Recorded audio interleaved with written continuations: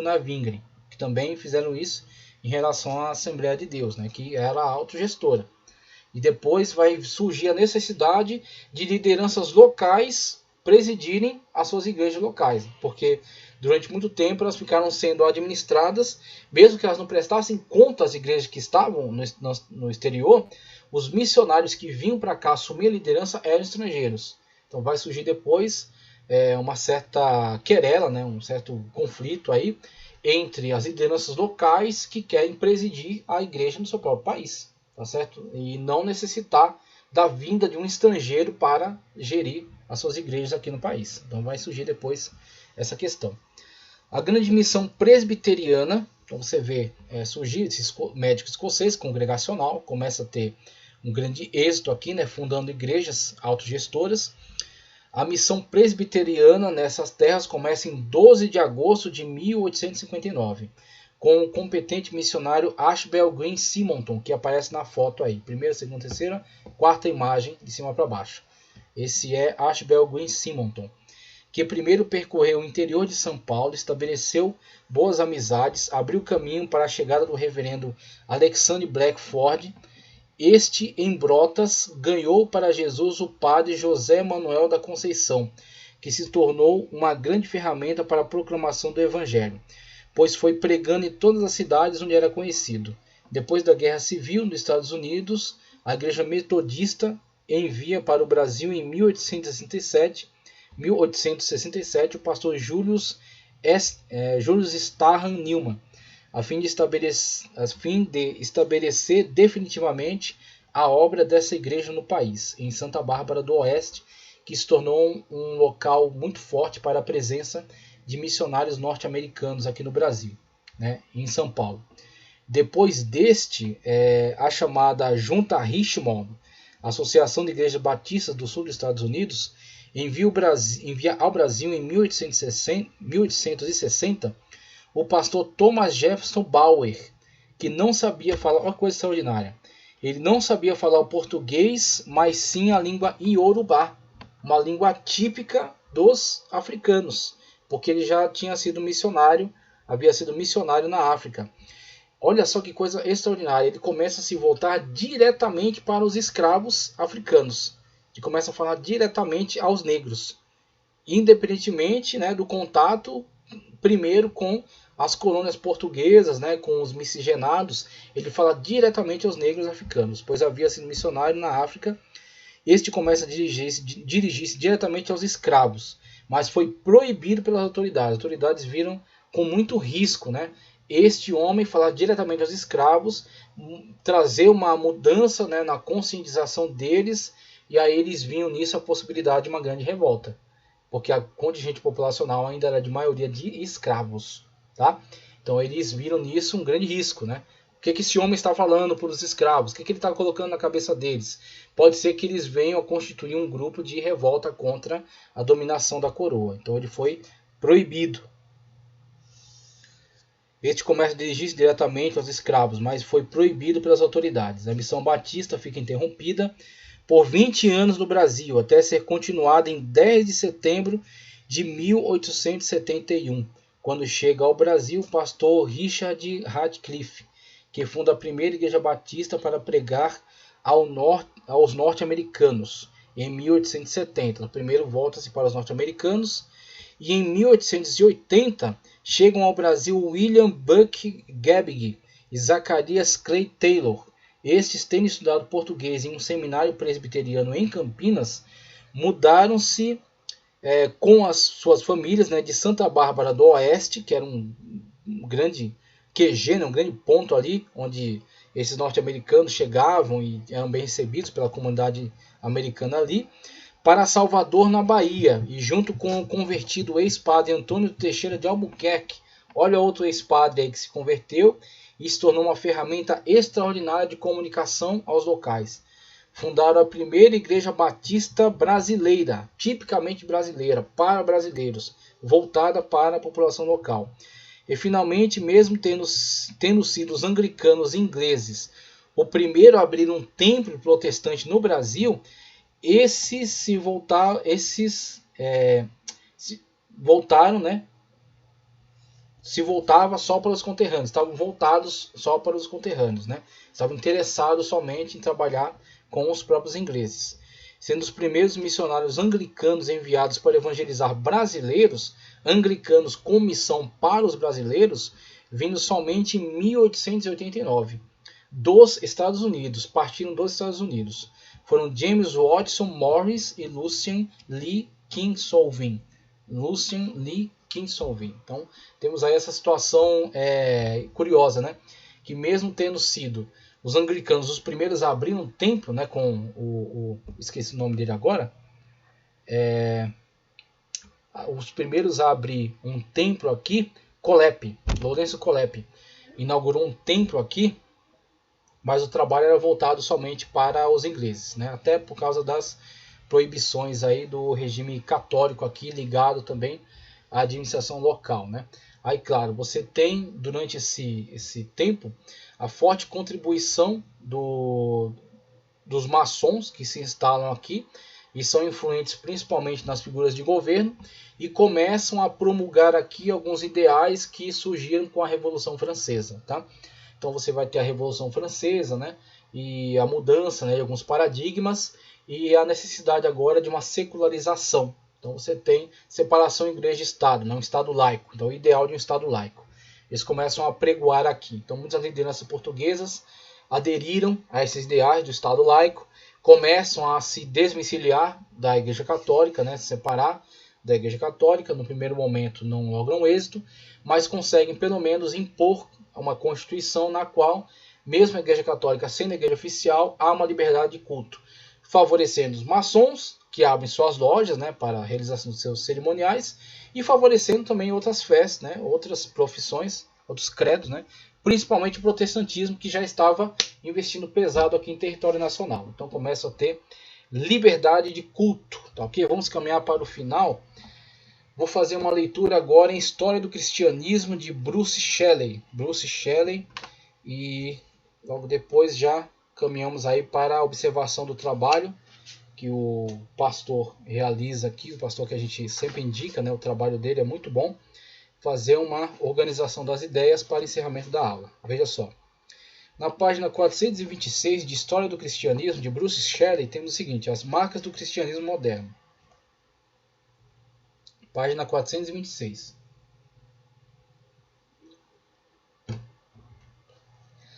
Apesar de todas as barreiras, o movimento missionário protestante continuou a se expandir. No processo, ele definiu várias características do cristianismo moderno. Primeira, a expansão mundial geralmente decorreu do voluntarismo. Isso que se observa bastante naquilo que afirmamos aqui durante essa aula, né? O voluntarismo. E não de uma compulsão. Desde o tempo de Constantino, a propagação da fé teve o apoio ativo dos governantes nos países cristãos. Isso foi uma mentalidade que se enraizou, né, dentro do cristianismo na Europa. Tanto que você vê, houve a reforma, mas eles continuaram com essa mentalidade. E frequentemente resultou em conversões em massa. Muitas delas costumavam acontecer nas missões católicas romanas do século XVII, com destino à Ásia e América Latina. Uma tribo que se convertia, ela se convertia em massa. Não era uma questão de indivíduos, era uma questão de grupo. Os missionários protestantes do século XIX, contudo, não tiveram em sua maioria apoio ou controle do Estado. Avançavam exclusivamente pelo poder da persuasão. Assim, os cristãos engajavam-se nas missões enquanto pregavam a liberdade religiosa. Segundo, o movimento missionário extraía recursos e talentos do rol dos protestantes. Diversamente do início da expansão missionária, liderada por monges e bispos, as novas sociedades eram organizadas com a base mais ampla possível. Dessa forma, a principal tarefa das igrejas, pregar o evangelho, coube ao povo das igrejas. Terceira, a grande variedade de ministérios humanitários acompanhava a grande expansão da pregação do evangelho. Agências missionárias fundavam escolas, hospitais e centros de treinamento de enfermeiras e médicos. Registraram por escrito muitas línguas e dialetos ao escrever e traduzir não só a Bíblia, mais outros textos ocidentais para essas línguas, e também introduziram medidas de saúde pública e melhores técnicas de agricultura. Em alguns casos, essas atividades estavam intimamente relacionadas ao objetivo principal, que era a conversão, mas muitas delas foram implantadas devido ao reconhecimento de necessidades físicas e sociais que nenhum cristão em sã consciência poderia ignorar. Portanto, em muitos aspectos, o movimento missionário desenvolveu o evangelho em muitos aspectos, o movimento missionário devolveu o evangelho ao lugar central do cristianismo. E nesse sentido, o movimento recuperou um importante elemento no conceito da Santa Igreja, tá certo? Que a reforma obscurecera. Ele coloca católica no sentido universal, não é a Igreja Romana, tá? Da Santa Igreja, né? Que a reforma obscurecera. Uma catolicidade, universalidade, porque a reforma necessitava se separar para poder retornar ao evangelho na íntegra, né? O evangelho original, então precisou se separar. Mas havia uma necessidade de reaproximar-se no sentido de reunir todo mundo ao evangelho. Uma catolicidade no sentido de espalhar o evangelho pelo mundo. Um evangelho universal, pregar a todos os povos, né? Catolicidade nesse sentido, universalidade, que começou no mapa da oficina de Carey, um sapateiro pobre, tá certo, que sonhava em levar a mensagem do evangelho a todos os povos, e começou a desenvolver estratégias para isso, e venceu as dificuldades e conseguiu obter grande êxito, inflamando o coração de muitos outros que organizaram comunidades, associações missionárias e prosseguiram vencendo as barreiras até que, com o grande despertamento pentecostal, isso foi potencializado e as missões conseguiram obter grandes êxitos e derrubar grandes barreiras, tá certo? E se ampliou para alcançar novos povos e muitas novas terras, conforme nos diz aqui Bruce L. Shelley, História do Cristianismo, página 426. Então encerramos aqui a nossa contribuição. Quero só trazer o material, tá certo? Do pastor André dos Santos Falcão Nascimento. Está o blog dele aí, o e-mail, Seminário Teológico Shalom. Então organizar aí nossa caminhada, né, ao longo desse tema. Sobre evangélicos, quando eu falei, tá certo? Então quais são os ideais para formar este grupo denominado evangélicos? Eles são conversionismo, adeptos do conversionismo, necessidade de alguém nascer de novo, ou seja, o apelo, né, para a salvação, a aceitação de Cristo como Salvador e a transformação de vida, a conversão autêntica. Biblicismo, a identificação com a história bíblica e alta confiança na sua autoridade, de onde vai surgir o movimento que vai defender a inerrância, vai surgir o fundamentalismo bíblico. Tá, ok? Então tem essas características: conversionismo, biblicismo, crucicentrismo, que aí a pregação acerca da salvação da pessoa bendita de Cristo, mensagem da cruz. Tá, ok? Então você tem essa característica, um ativismo, tendência de compartilhamento ativo do evangelho, o que vai fazer com que eles se destaquem em relação às igrejas reformadas históricas, ok? E assim, as características um tanto mais estagnadas desse movimento, né? Que levavam o evangelho num formalismo, não um formalismo no qual eles caíram, né? Continuar sempre naquela mesma costume, né? Levando o evangelho como um aspecto apenas formal de sua vida, né? Então você tem essa diferenciação. Quando um grupo adota esses ideais, ele passa a integrar o que se chama então de evangélicos. Agora, não necessariamente os evangélicos são pentecostais, muitos deles aderiram ao movimento pentecostal. Então, dentro dos evangélicos, você tem também os holiness, que é onde entra uma dedicação maior em santificação, em atividade, em busca por uma nova graça, né? Conforme Wesley asseverava. Dentre os movimentos do anglicanismo, você tem os pioneiros John Newton, tá certo? Compositor inclusive desses hinos, né? Alguém que viveu uma vida bastante atormentada, mas teve um encontro com Cristo, escreveu os hinos Amazing Grace, o nome bom. Thomas Scott, sucessor de Newman, escreveu um comentário bíblico, Isaac Milner, 1750-1820, Charles Simeon, catedrático de Cambridge, tornaram a universidade o centro de operações dos evangélicos e começaram a trabalhar, né, a partir de Cambridge, um trabalho cada vez mais sistematizado e importante. Facções Clapham, já falei acerca dela, tá ok? Trabalho de William Wilberforce, luta contra o escravagismo. Exeter Hall também, já falei acerca deles, apoio a muitos missionários. Depois vão conseguir a imposição para que as Índias Orientais, tá ok? Ou recebessem, fossem obrigados a receber os missionários. Abolição da escravatura, trabalho que a gente já falou, né? Impedição de escravos na Inglaterra, ingleses não podem comercializar. Em 1815, com apoio do delegado inglês no Congresso de Viena, o comércio de escravos é extinto na Europa. 1833, a escravidão é erradicada nas posses britânicas. Vamos lá. Reformas sociais na Inglaterra, né? Você tem alguns nomes importantes também. Lord Shaftesbury, John H. Howard, implantação de escolas dominicais, também nessa época, né? Muito importante isso. E fundação das sociedades bíblicas. Movimento de Oxford se torna também importante, tá ok? Nessa trabalho, né, de conscientização acerca do Evangelho, então numa tendência mesclando tanto com o catolicismo também. Movimento de Oxford, importantes expoentes, não conformistas, cita aí Exército da Salvação, tá certo? Charles Spurgeon também, importante não conformista, dentro aí do âmbito do anglicanismo, não se conformando com a estrutura estatal da Igreja Anglicana, tá ok? Querendo reformas, querendo transformação. Movimento evangélico não conformista, ele cita os irmãos, chamados grupo de irmãos de Plymouth, dentre eles estava John Nelson Darby, onde vai surgir a ideia da escatologia, né? Arrebatamento dispensacional pré-milenista. Tá? Então surge, a partir desses estudos, aí eles organizam então essa estrutura escatológica pré-milenista, pré-tribulacionista, a partir desse arrebatamento pré-dispensacional, né? Conforme dispensacional pré-milenista, conforme ensinado por John Nelson Darby, depois desenvolvido por Cyrus e Scofield. Igreja Apostólica Católica, organizada por Edward Irving. Associação Cristã de Moços, fundada por George Williams.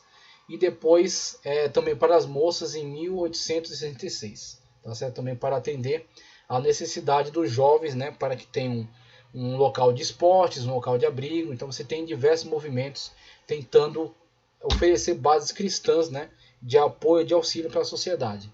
Spurgeon, como eu falei, é também um ministro não conformista. Então você tem esses fatos que já foram citados, né, ao longo das aulas. Movimentos missionários criados, que a gente já citou, ó, o movimento batista, o movimento de Londres, tá certo? O movimento Igreja, Sociedade da Igreja Missionária, Missão Wesleyana, né, Sociedade de Missão Wesleyana, para a China, né, o movimento de missão para a China. Então você tem essas comunidades, né, missionárias citadas, sociedades missionárias formadas a partir da iniciativa de Carey. Então esses grandes homens que já foram citados também, envolvidos aí com o trabalho missionário, muito importante, né? Essas irmãs missionárias, esposas de missionários e as fontes que foram utilizadas por ele. Religiosidade latina, forte associação Igreja-Estado, conforme já citado, né, na evangelização, Igreja Latina na América, Igreja Romana na América Latina, é o trabalho que a gente já fez, já citou tudo isso. Formalismo religioso, surgimento do catolicismo popular, né, com uma mescla, um sincretismo entre o catolicismo e a religião indígena e a africana. Jesuítas são expulsos por Marquês de Pombal, o conflito deles com a autoridade do governo. Padroado ou padroato, né, mantido pelos governos nacionais, mesmo após a independência. Apoio romano contra o movimento na busca de manter o suporte espanhol no continente, gerando insatisfação e crise entre a população. Paraguai, né, catolicismo oficial, 1870, catolicismo ainda como religião oficial. No Peru, 1860. No Chile, 1823. Brasil, tolerância religiosa imposta pelos britânicos, aquele acordo que eu falei para vocês, né, que foi citado, em que dava liberdade então aos britânicos, uma vez que eles só seriam julgados numa corte britânica. Tá, okay? Então você tem a entrada de alguns britânicos aqui. Aqui o que eu falei sobre a questão da franco-maçonaria. A franco-maçonaria é um movimento surgido em Londres em 1717, chega ao Brasil em 1799 e se estabelece firmemente em Niterói em 1812 e no Rio de Janeiro em 1815. Seu propósito inicial era a independência do Brasil, apesar de condenada pelos papas Clemente XII, 1738, e Leão XIII, de 1884, o movimento se fez sólido no Brasil na luta contra a monarquia. Então você tem muitos integrantes importantes, né, que tornam-se maçons e lutam de fato para a independência do Brasil e para a mudança do regime da monarquia para a república. E também apoiam largamente a liberdade de religião. Então, devido a essas lutas, né, favoreceu também a vinda de muitas associações missionárias para o Brasil. Então tem que se reconhecer o trabalho que eles fizeram junto às autoridades, né? Então eles estavam, né, dentre eles muitas autoridades importantes que abraçaram esses ideais e de fato influenciaram na estrutura de governo para uma maior liberdade de culto. Positivismo, movimento filosófico de Augusto Comte, 1798 a 1857, que abandona a visão de causa dos fenômenos para pensar nas leis que os regem. Socialmente, pregava ênfase na família, ideal da liberdade individual e personalidade, junto com a importância atribuída à boa moral. No Brasil, adotou um viés de partido religioso e político, alcançando apenas altas camadas. Isso difundia, né, entre essas camadas da elite, da liderança, um ideal de liberdade de culto. E nessa liberdade de culto é que foi sendo cada vez mais bloqueada, né, a ingerência da Igreja Católica sobre todos os assuntos de Estado. Então, em muitos lugares onde um missionário protestante se estabelecia, logo o padre queria organizar a população contra esse missionário e muitas das vezes autoridades que haviam abraçado esse ideal se posicionavam em defesa deste missionário. Então você tem esse movimento que aconteceu várias vezes aqui no Brasil. Sobre Willem Gagnon, já falei, já tratei. Os calvinistas holandeses que vieram com a invasão, os holandeses, a presença deles aqui. Protestantismo na América Latina, iniciativas coloniais. Você tem a colônia de Welser na Venezuela, os Welser, banqueiros na Alemanha, mantinham boas relações com Carlos V, que concedeu a eles o direito de explorar e comandar a região da Venezuela. As primeiras famílias alemãs chegaram ao que é hoje Maracaibo, em 1530.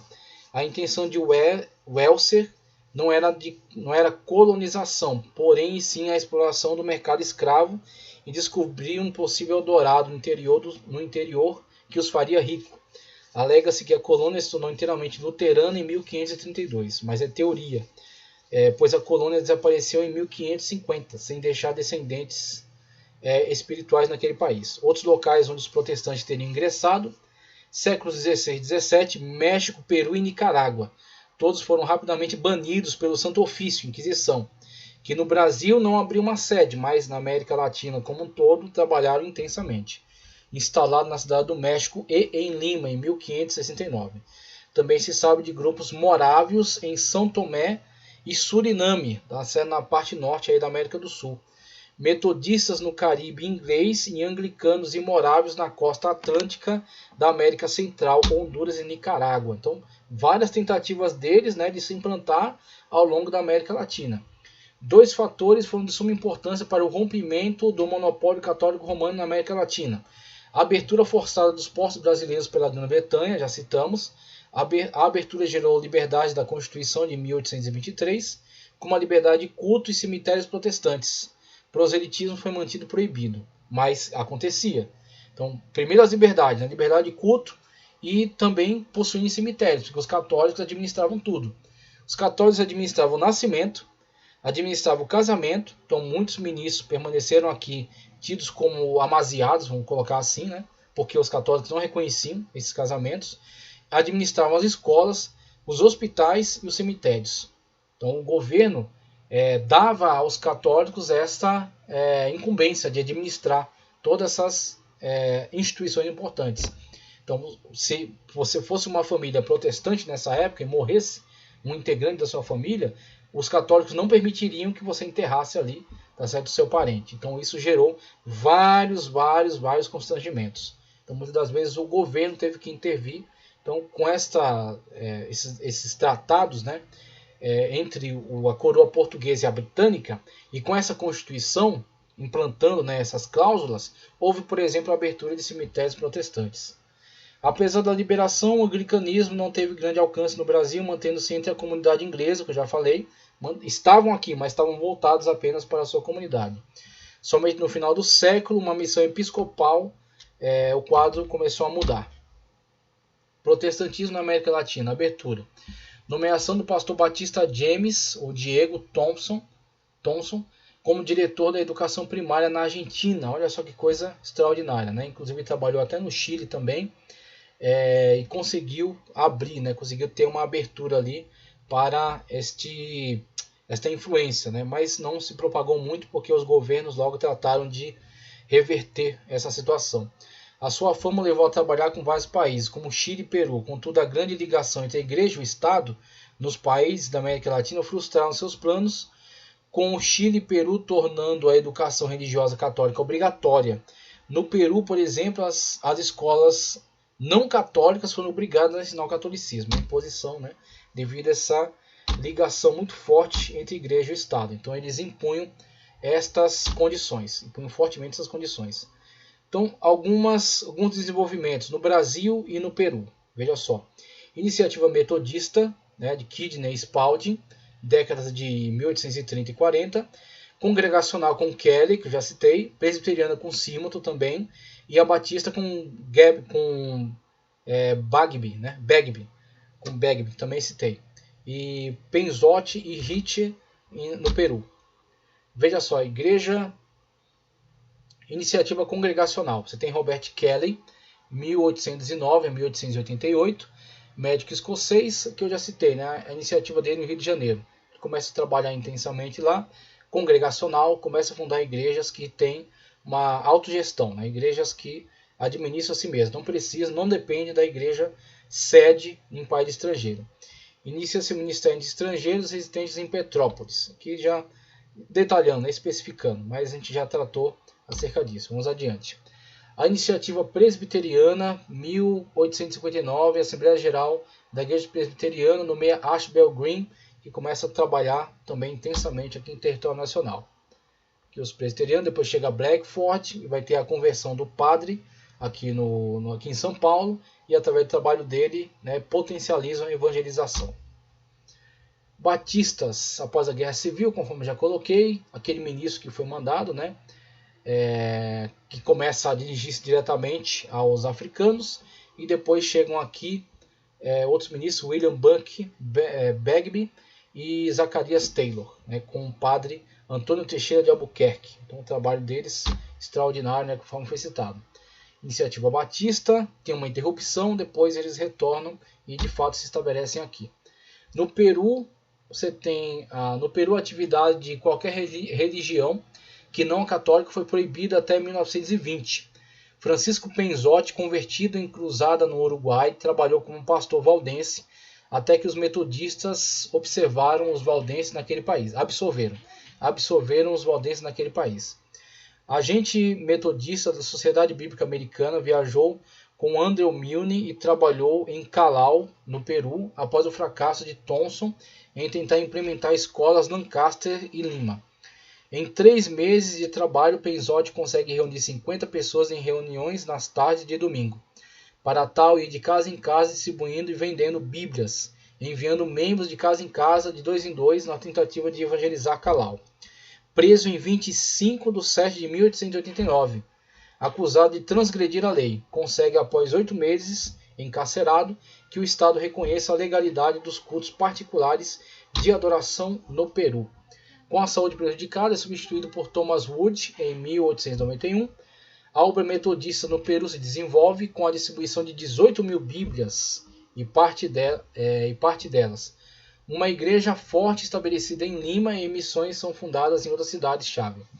Posteriormente, vários missionários de diferentes denominações chegam ao país, iniciando vários trabalhos. Inicialmente, Charles Briggs, dos irmãos Plymouth, da Inglaterra, chega a Callao em 1893, recebendo 2 batistas no ano seguinte em Lima. Os batistas alugaram um salão Hebrig, que sabia espanhol, foi o pregador. Um ano depois, o grupo se dividiu. Hebrig alugou um local anteriormente usado por anglicanos na Rua Negreiros. Ali começou a realizar cultos. Interessantíssimo. Obra no Peru. 1807, John Hitch, batista escocês, enviado sob o patrocínio da Evangelical Union aos batistas, né, do sul da América, se une a Brigg como líder da igreja na Rua Negreiros, onde começa a formar novos ministros no Instituto Bíblico local. Em 1919, as diversas igrejas ligadas à Rua Negreiros começam a debater uma união. Em 1822, fundou a Igreja Evangélica Peruana, conseguindo chegar a 44 comunidades em 1924, mas enfrentam a estagnação a partir da década de 30, muito em função da falta de treinamento sistemático abrangente. Protestantismo, final do século XIX, surgimento do pentecostalismo no Brasil.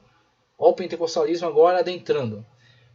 Brasil, 1910-11, México, 1914, Chile, década de 1910.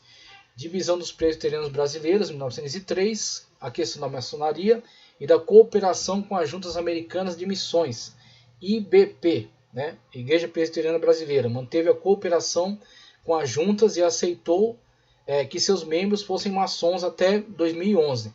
Cresceu após a implementação do Plano Brasil em 1919, onde recursos das agências missionárias foram usados para implantar igrejas no interior do país. IPI, Grupo Dissidente. Congresso Pan-Americano, Panamá, 1916, busca colaboração entre juntas e denominações, além de necessidades de intercomunicação e coordenação da obra educacional. O relacionamento e cooperação fraternais encontra expressão nesse congresso. O sentimento anticatólico gera uma negatividade de colaboração entre a Igreja Católica e o campo da assistência social. Então, você tem essa divisão da Igreja Presbiteriana entre aqueles que continuaram aceitando maçons entre os seus quadros e aqueles que de fato rejeitaram esta interação com a maçonaria, né? Você tem um grupo dissidente. Protestantismo latino-americano, formato dogmático, puritano e legalista. Então essa parte aqui a gente não vai abordar agora, em outros momentos a gente fala melhor sobre isso. Pentecostalismo, 3 ondas. A partir do movimento da Rua Azusa, os estudiosos identificam que o movimento pentecostal se desenvolveu em 3 ondas ao longo do século XX. Entre os estudiosos do pentecostalismo mundial, a classificação das 3 ondas se dá da seguinte forma. Primeira onda, pentecostalismo clássico, fundado na Rua Azusa com foco em falar em línguas. Segunda onda, movimento carismático, surgido na década de 50, no seio das igrejas históricas, com ênfase na segunda bênção, falar em línguas e especialmente no dom de cura. Atingiu igrejas como Batista, Presbiteriana, Católica, e Católica também é o movimento carismático católico, sendo que seus membros em geral não deixaram suas denominações. Terceira onda, neopentecostalismo, ênfase na cura, expulsão de demônios, profecias, sinais e maravilhas. Seu movimento mais forte é o das igrejas Wienerhard, associação fundada por John Wimber, 1986, para igrejas que professavam tais ênfases. Contudo, em geral, as igrejas da terceira onda são mega igrejas independentes, ou denominações independentes e por vezes sectárias. Tem também essas situações. Pentecostalismo no Brasil. No Brasil, a classificação do movimento pentecostal é um pouco distinta, pois se associa mais à chegada ou criação de determinadas denominações. Primeira onda, pentecostalismo clássico, 1910-11, com a fundação da Assembleia de Deus, no Pará, da Congregação Cristã no Brasil, tá certo? Em São Paulo. Então, essas são as pentecostais históricas, conforme essa qualificação das 3 ondas para o Brasil, especificamente no Brasil. A segunda onda, movimentos de cura, 1950, com a chegada de missionários da Igreja do Evangelho Quadrangular. Nesta época surgem igrejas como a IP, né? Deus é Amor, Igreja do Nazareno, tá certo? Casa da Bênção e o Brasil para Cristo. Igreja Nova Vida, dentre outras. Essas são adeptas do pentecostalismo, chamado de segunda onda. As históricas da primeira onda, Assembleia de Deus e Cristã no Brasil. Segunda onda, temos essas igrejas aí. Terceira onda já é o neopentecostalismo, ênfase na teologia da prosperidade, quebra de maldições, exorcismos e curas. As principais são Universal do Reino de Deus, Mundial do Poder de Deus, a Renascer em Cristo, tá? Bola de Neve, a do R.R. Soares, me esqueça agora, Igreja Internacional da Glória de Deus, tem a Igreja Mundial do Poder de Deus e a Internacional da Glória de Deus. Renascer em Cristo, Bola de Neve, Ministério Internacional da Restauração. o movimento carismático é tratado à parte do pentecostalismo, apesar de no Brasil ter gerado novas denominações, como a Igreja Cristã Maranata e a Igreja Presbiteriana Renovada e a Convenção Batista Nacional. Então você tem carismáticos atingindo essas igrejas evangélicas históricas, produzindo então essas igrejas com essa denominação renovada, né? Porque eles agora são adeptos desse chamado movimento carismático. Ok? Então você tem essas classificações conforme esse estudioso coloca aí. A Assembleia de Deus será estudada especificamente. Tá ok? A parte. Congregação Cristã nos diz, fundada em abril de 1910 por Luiz Franciscon, italiano, radicado no Brasil, inicialmente no Pará, depois em São Paulo.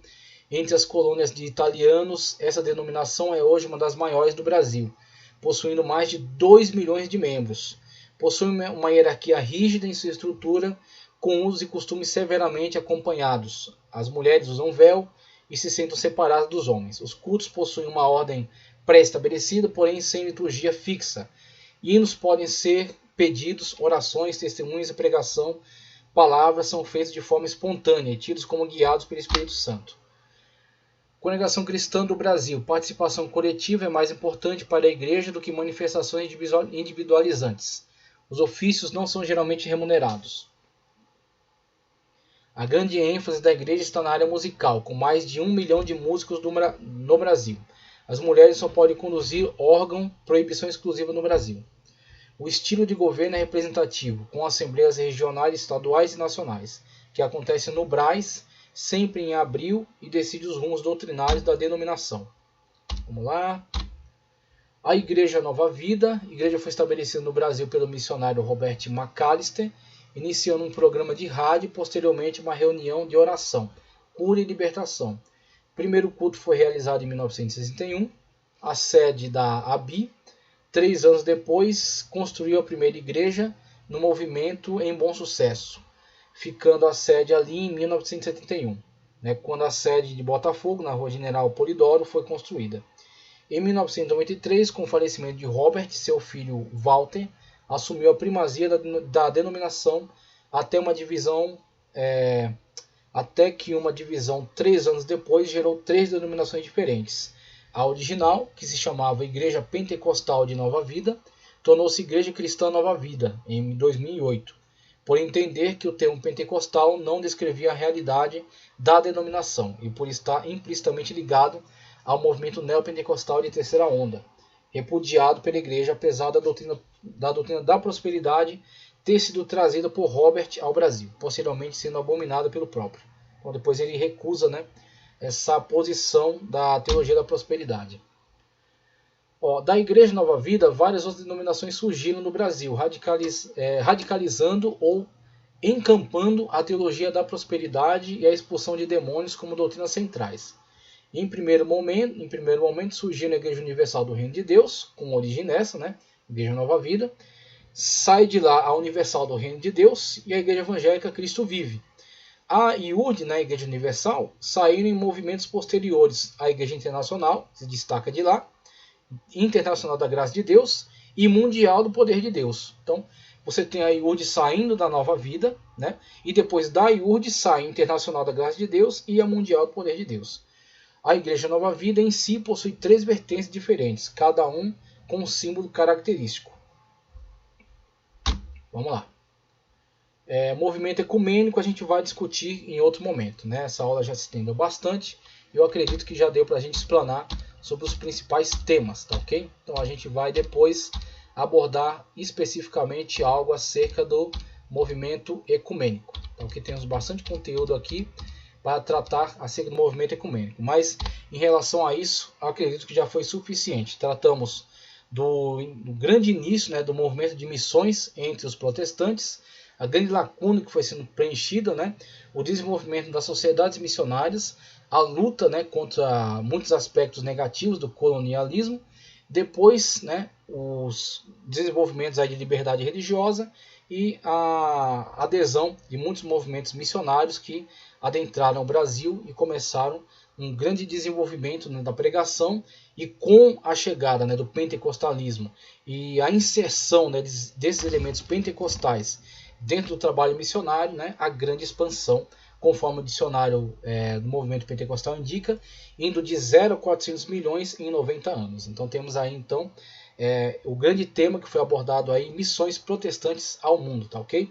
Agradeço por ter permanecido até aqui nessa aula, que o Senhor possa abençoar poderosamente a sua vida. Peço para que você curta o vídeo, compartilhe, inscreva-se no canal e continue conosco. Partiremos para a última aula, que será especificamente acerca da Assembleia de Deus, tanto nos Estados Unidos quanto no Brasil. Muito obrigado, fiquem com Deus.